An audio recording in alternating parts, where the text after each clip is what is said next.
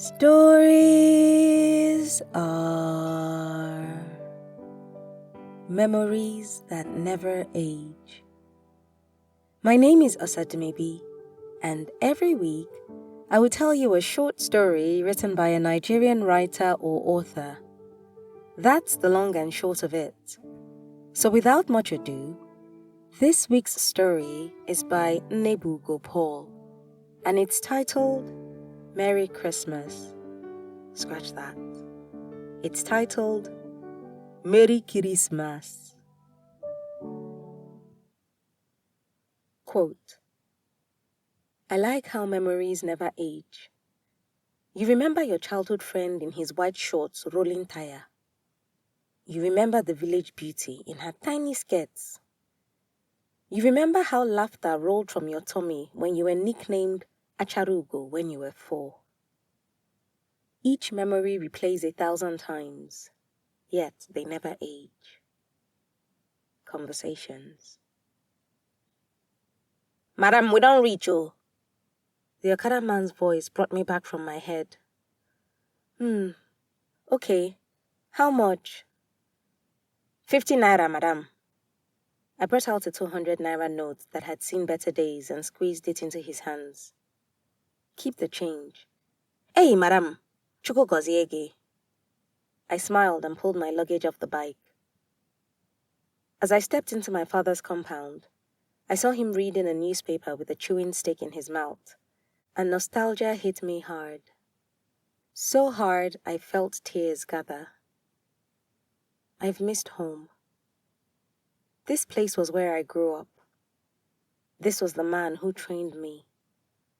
The man who held me with his hands whenever I fell sick, and disciplined me with those same hands whenever I misbehaved. As if he perceived my presence, my father looked up. I saw him swallow, and I saw emotions gather in his face. They softened his eyes, and his grip on his newspaper loosened. Marianne, ne, ibatago? Namo. No. No.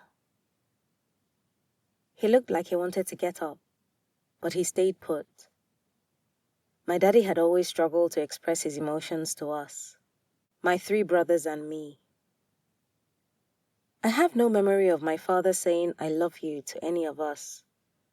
But when my mother died while giving birth to the last of us, Nedu, my father vowed not to remarry, and he raised us himself.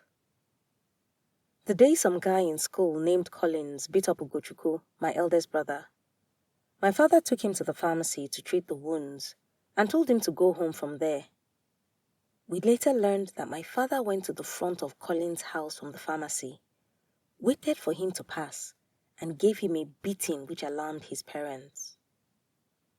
When I had my first heartbreak and called my daddy because I didn't know what else to do, he coughed at the other end of the phone and said, Mwam, you have a father. Then he paused and started telling me stories of my childhood. It did magic to my heart. It comforted me. I laughed. I cried. And I knew he loved me. And because he loved me, I was worthy of love. I passed my father's side and went inside to see my 3 brothers scattered in the sitting room. Ugochukwu was smiling silly at his phone. Chukwudalu was looking at the CD rack. And Nedu, my baby boy, was looking for only God knows what. Some things never change. I cleared my throat, and as they all turned to look at me and call me in unison the respective nicknames they had for me, I knew what warmth felt like. Nedu even ran to hug me. Dalu threw a CD at me, and Ugochukwu just shook his head. We have not been together in one place for almost 10 years. How I miss them. Bia, Ugochukwu, woman is more important than your sister, Abi? He looked up from his phone. Nay, women are beautiful. If woman no kill me, I no fit die. I laughed. a shallow man, onye nzuzu. Night came quickly, and we all gathered at the table, sharing our favorite childhood stories and adult tales of woe. Papa sat in his usual place at the head of the table, listening to us, with a satisfied look on his face. I will always recognize that look. It was the look always plastered on his face any night he'd received our results, or when any of us did something remarkable.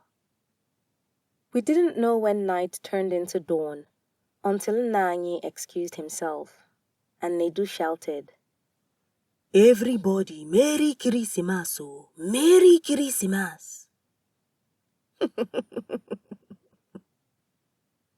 Some things never change. Maybe this is what makes memories timeless.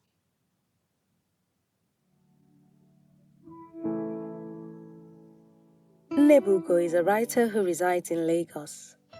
She's a writer by profession and is the author of the book A Forever Song. You can read more of her work on Medium and connect with her on Instagram at Nnebuugo_ and on X at Nnebuugo. Details and links will be in the episode's description. If you've got a story you would like to be featured on this podcast, or a published book you want to make into an audiobook, send an email to info@osadumebi.com or send me a message at Osadumebi on either Facebook, Instagram, LinkedIn, or Twitter. I look forward to collaborating with you. And if you've enjoyed this week's episode, please subscribe, leave a review, and tell a friend that stories are a good escape for a few minutes each week.